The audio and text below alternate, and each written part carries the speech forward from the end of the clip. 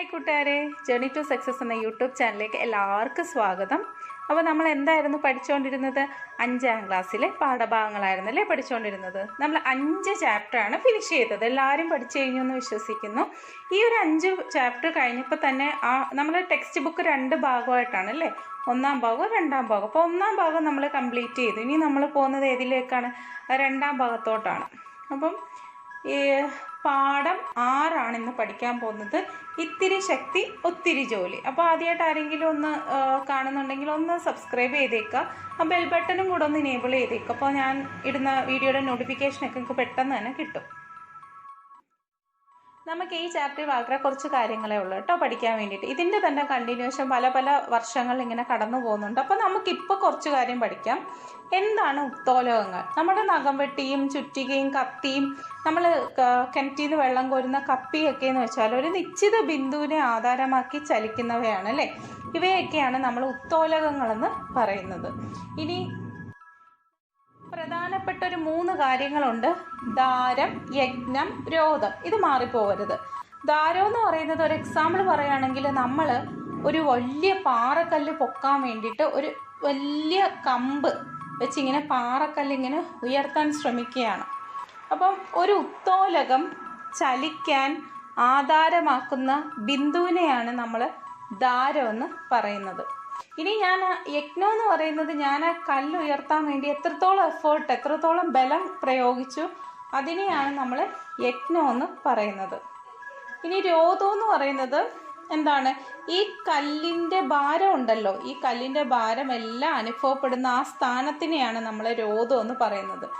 വേറൊരു രീതി പറഞ്ഞാൽ യജ്ഞം ഉപയോഗിച്ച്, അതായത് നമ്മുടെ ബലം ഉപയോഗിച്ച് നേരിടുന്ന പ്രതിരോധമാണ് രോധം. ഈ 3 കാര്യങ്ങളൊന്നും മറക്കാതെ പഠിച്ചു വെച്ചോണം കേട്ടോ. ഇത്രയേ ഉള്ളൂ ഈ ചാപ്റ്റർ. അപ്പം നമ്മൾ ആ ചാപ്റ്റർ പെട്ടെന്ന് തന്നെ കഴിഞ്ഞു. ഇനി നമ്മൾ അടുത്ത ചാപ്റ്ററിലോട്ട് പോകാം. അറിവിൻ്റെ ജാലകങ്ങൾ. കണ്ണിൽ പ്രതിബിംബം പതിയുന്നത് എവിടാണ്? റെറ്റിനയിലാണ് അല്ലേ.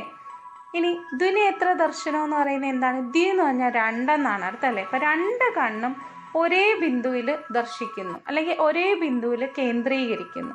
ഞാൻ പേനയുടെ ക്യാപ്പ് ഇടുന്നു, എൻ്റെ 2 കണ്ണും എവിടെ ആയിരിക്കും? ആ പേനയുടെ ക്യാപ്പ് ഇടുന്നതിലായിരിക്കും അല്ലേ. അതുപോലെ മുകളിൽ നിന്ന് വരുന്ന പന്ത് ഞാൻ പിടിക്കാൻ വേണ്ടി താഴെ നിൽക്കുക, എൻ്റെ 2 കണ്ണും എവിടെ കേന്ദ്രീകരിച്ചിരിക്കുന്നു?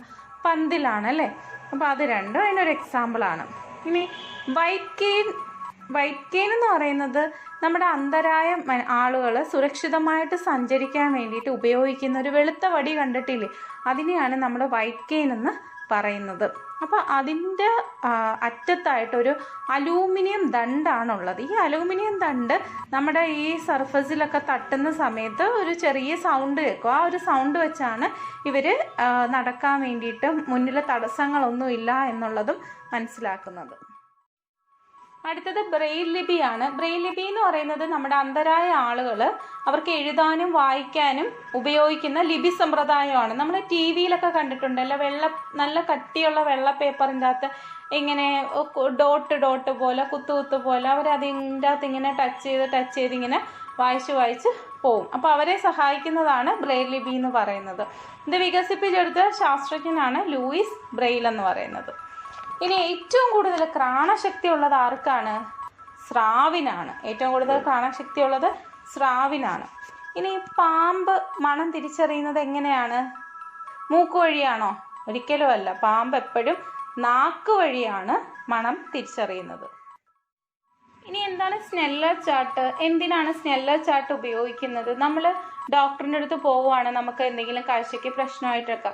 അപ്പോൾ ഡോക്ടറുടെ അടുത്ത് പോകുമ്പോൾ ആദ്യം ഡോക്ടർ എന്താ ചെയ്യുക? നമുക്കൊരു ചാർട്ട് പോലെ ഒരു സംഭവം അവിടെ ഉണ്ടാവും അല്ലേ.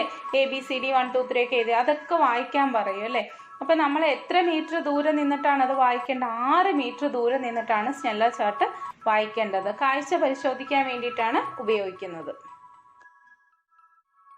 8ാമത്തെ ചാപ്റ്റർ ഒരു ഇച്ചിരിയേ ഉള്ളൂ കേട്ടോ. അതും കൂടെ നമുക്കൊന്ന് നോക്കിയേക്കാം. അതും കൂടെ നോക്കിയിട്ട് നിർത്താം കേട്ടോ.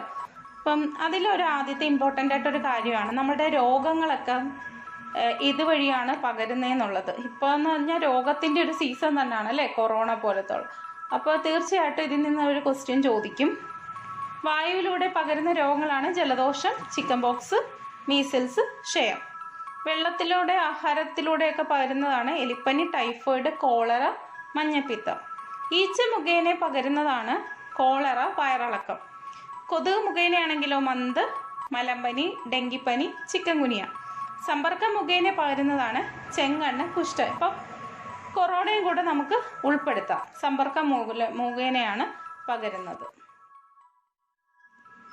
സൂപ്പർ ബഗ് എന്ന് വെച്ചാൽ എന്തോ നിങ്ങൾക്ക് അറിയാവോ? സൂപ്പർ ബഗ് അതൊരു ബാക്ടീരിയയുടെ പേരാട്ടോ, തെറ്റിപ്പോവരുത്.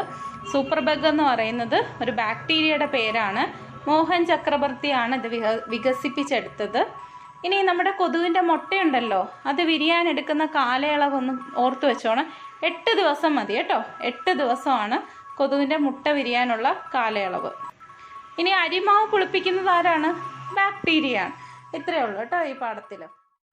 ക്ലാസ് ഇഷ്ടപ്പെട്ടെങ്കിൽ എല്ലാവരും സബ്സ്ക്രൈബ് ചെയ്യുക, നിങ്ങളുടെ കൂട്ടുകാർക്ക് ഷെയർ ചെയ്യുക, ലൈക്ക് ചെയ്യുക. നിങ്ങൾക്ക് എന്തെങ്കിലും സജഷൻ ഉണ്ടെങ്കിൽ അതിൻ്റെ താഴെ കമൻറ്റ് ബോക്സിൽ കമൻറ്റ് ചെയ്യാവുന്നതാണ്. ഞാൻ അതെല്ലാം ചെക്ക് ചെയ്യാറുണ്ട്. അപ്പോൾ അടുത്ത വീഡിയോയിൽ കാണുന്നത് വരെ താങ്ക് യു.